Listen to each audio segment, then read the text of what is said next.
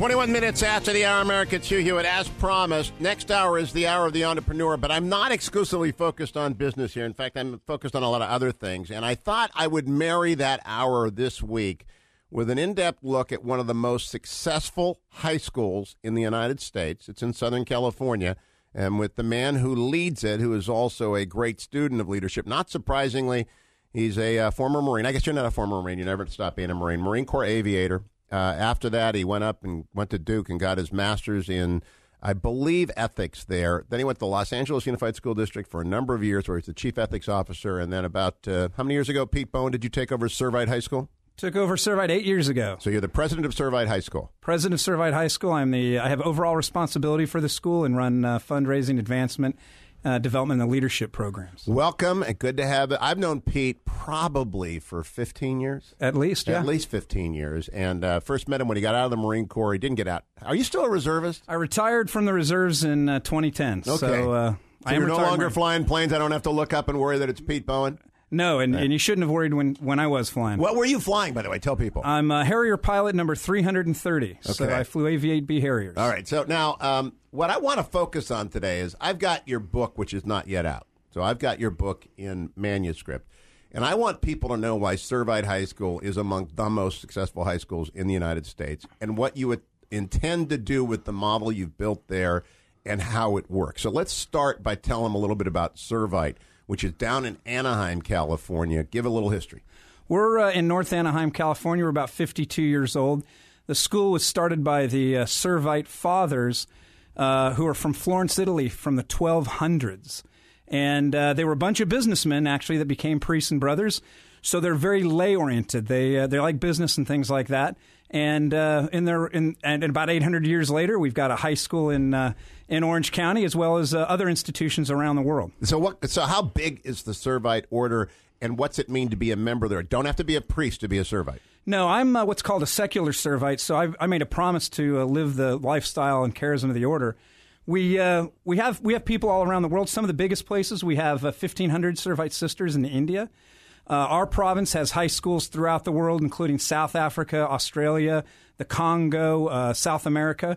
We all get together and talk and live that Servite charism and try to raise young people in this world to be the next generation of leaders we can all trust. Now, Servite High School in Anaheim is about how many students? We're at 985 students. So all boys? All boys, and we're packed. And from what year to what year?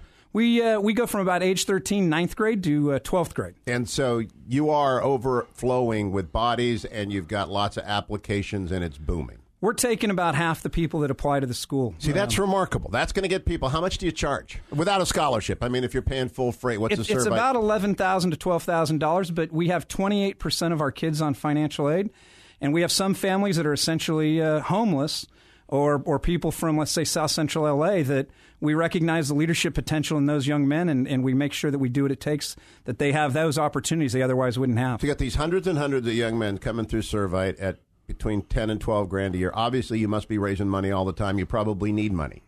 Well, we're always looking to improve the facility so we can improve the leadership experience of our young men. A lot of them spend as many as 14 to 16 hours every day on campus. And we're also we want to make sure that the young men that come from disadvantaged homes have that opportunity to really step forward in life and become a really good leader. Now, I'm going to step back for a second. Pete Bowen is my guest. He's the president of Servite High School in Anaheim, California, which I'm telling you is one of the most successful high schools in the world. And we're going to come back to why that is, but so you can understand why he cares about this. What did you do at Duke, Pete Bowen? At Duke, I was the officer in charge of the Naval ROTC, so I taught military history and leadership and ethics at Duke and the University of North Carolina. But while I was there, I also had the really God-given opportunity to study with one of the top people in the world on theological ethics, and who happens to be a pacifist. So Marine studying with a pacifist is always an interesting thing. You were just presenting back at Duke, though. You're still doing this. I just got back from a conference on moral injury and warfare sponsored by the Divinity School at Duke. So presented National Defense University, been on the O'Reilly Factor. We've been around doing this kind of thing for about 15 years. And so when did you start writing this leadership book? The one that I've got but doesn't come out for a month or so. Started writing it about 8 years ago. But it's the first book and really trying to take supposedly high-end thinking and boil it down to the way we all regularly think takes a little bit of time, but it's ready. And I think most important, it's not just an intellectual thing.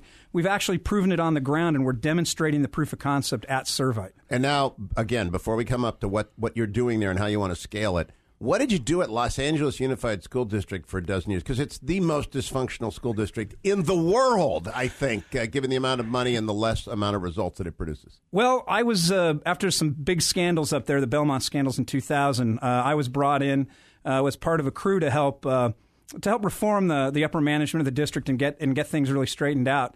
And so I served as the first ethics officer, and we started the first public education ethics program for the faculty and the staff and the whole district, about 100,000 employees at the time. What did that mean? What's that look like? Well, we did a lot of stuff. We really, for instance, we really reformed the procurement process. We reformed it so that board members wouldn't be calling down to find out who was getting the next bus contract and trying to influence it. So we did a lot of procurement reformed. I think if you did the calculations there, we saved somewhere between $30 and $80 million in what otherwise would have been spent. So this is all the way of saying you're a Marine, you're a scholar, you're practiced in public education, and you're the successful president of a very successful high school in an urban area of America. That's your experience, and you're a relatively young man. Where is the country if things don't change with regards to formation of character in 30 years? Well, you can take a look around at the country here and take a look at the statistics. 70% of the people think we're heading the wrong direction. 70% of the people think morality is on the decline. A recent book out of Notre Dame showed that out of 18 to 23-year-olds, that emerging adult group, 70% of them can't even identify what a moral dilemma is. They respond with things like, well, the latest moral dilemma I had was trying to figure out whether I needed to buy my cat a second litter box. They clearly don't get it. 69% of them are not engaged in politics in America, even if that's defined just as watching the news. So we've got a country where everybody thinks their own truth is what's important. I have my own truth, personal truth. Beauty's in the eye of the beholder. There's no real morality. It's all a matter of opinion. And if everything becomes personalized like that, this country will continue to fragment, will continue to fall apart, will continue to divide. We need to reverse that trend. And if we don't, what's it look like? We got a minute to the break. Well, what it looks like, go buy The Great Divorce by C.S. Lewis if you want the documentary. And when people are all about their own truth, their own morality, and everything else, we no longer have community. We no longer share anything. We no longer have what it means to be an American. And if we don't have community, we don't have a nation. I mean, we're trending that direction quickly. When we come back from break, we're going to talk about the solution to that.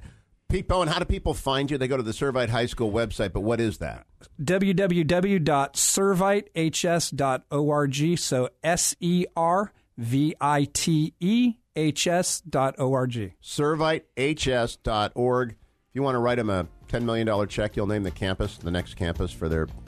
If they want to invest in the next generation of leaders, we've got open arms. Give me a call. I'll be right back with Pete Bowen. How to turn this around through moral education, character formation. It's vital.